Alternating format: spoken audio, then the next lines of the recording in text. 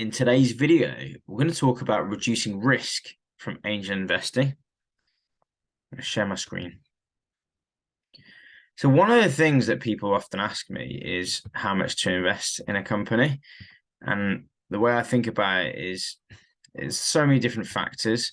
I'll talk about the way I think about it in this video, because there's loads of ways to slice a cake and how many segments and whatnot. And this is one interesting company I really like. They're called Ready Burger, and they did a raise on Crowdcube. And I'm keep watching, guys, because I'm going to go into reducing risks, but I'm going to use case studies, and this is a case study. Ready Burger are a vegan brand, completely vegan. They're like McDonald's, but they have really good burgers. Yeah, they're valued at 7 million, and they raised 1.7, and they've got great marketing and whatever. It's brilliant. And I'm not going to go into too much, but just take a look. It looks cool. The stores look cool. It's brilliant, right? But with these kinds of investments, they're small teams. I think it's just two people that set this up. They didn't have a huge amount of backing. And when you go into the comments on a platform like Crowdcube, you can see there was a strong 6 months, and that was 10 months ago. And the companies do not really get back to you a lot. Sometimes updates can be really slow. And just look at these response. So I've put a response actually. That was 10 months ago. And then people are saying great progress, yada yada. But then it starts to get more and more annoyed from people.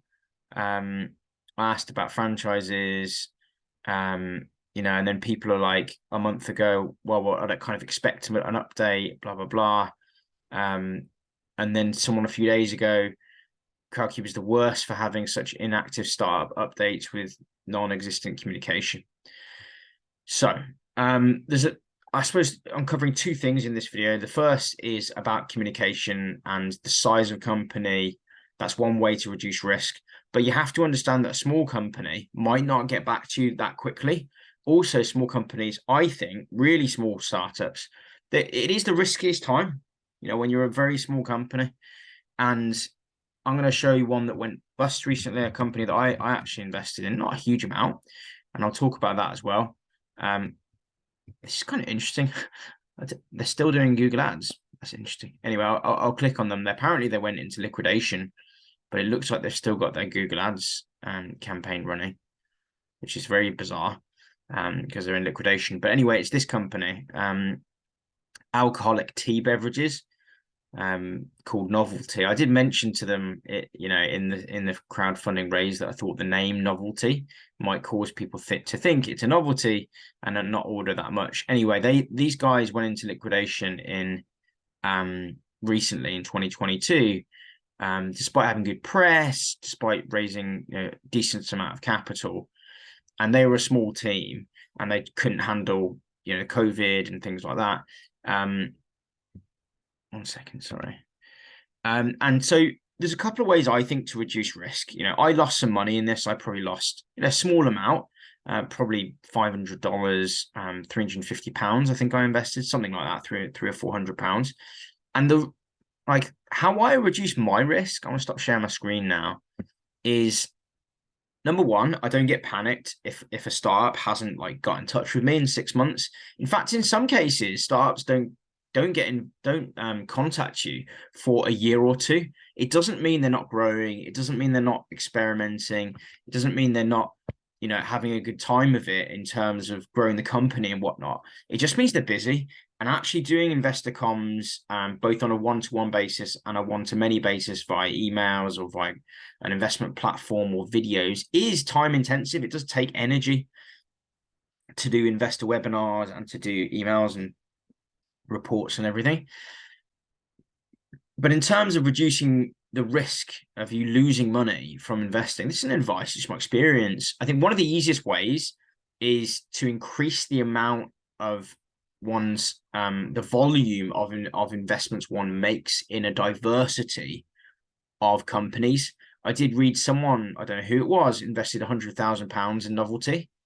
Now, if you're putting a big sum in one company, you can do very, very well. There are people on YouTube who put $100,000 into Tesla 10 years ago, and they're now worth 10 million.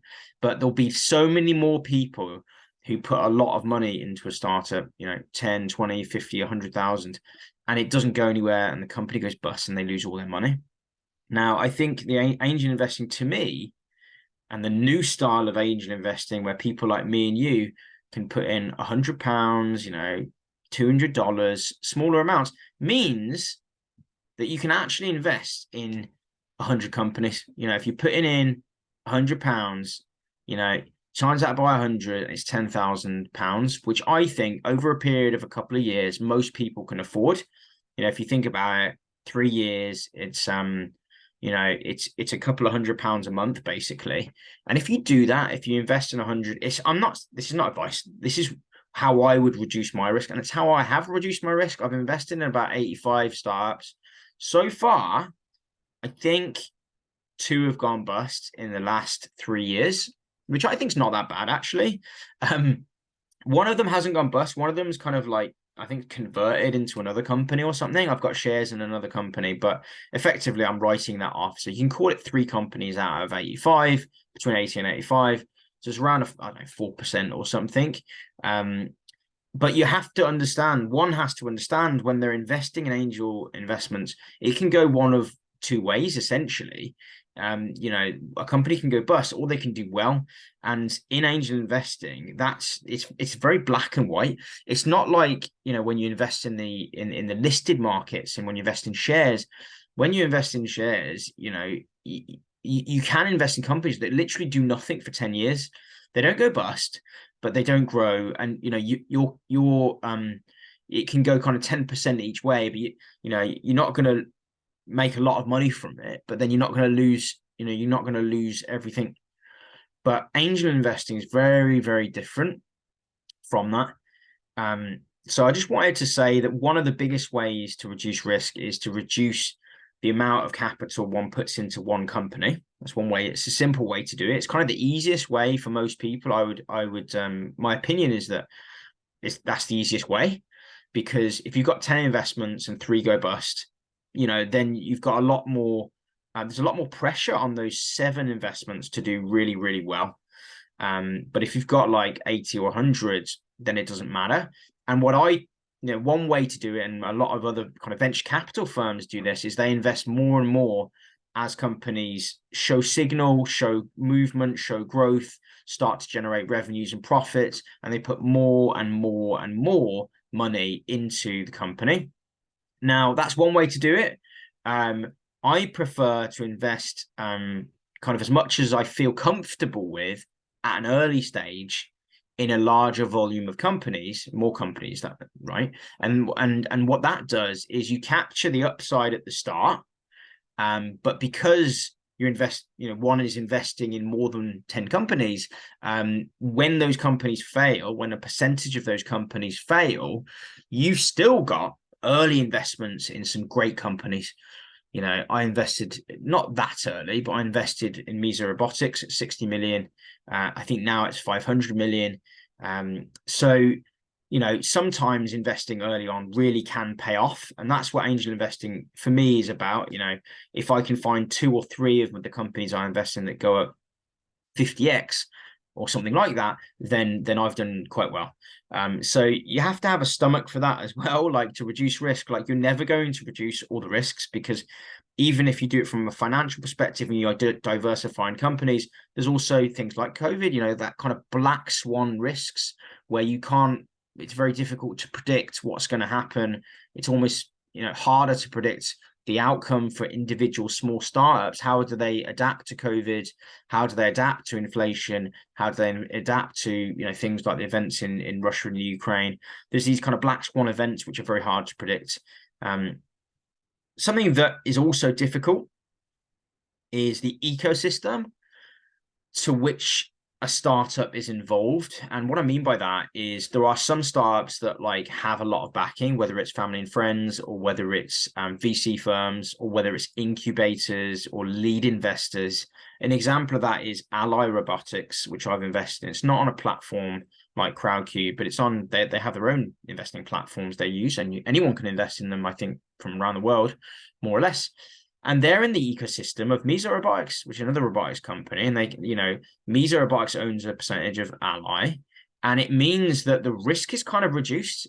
Even though Ally Robotics is only valued at $25 million at the time of recording this video, it's got a big brother in that Misa Robotics is valued at 500 million, and they can tap into the networks of venture capital, angel investors from both of that kind of symbiotic, mutually beneficial relationships of that investor database, of the knowledge, experience, etc.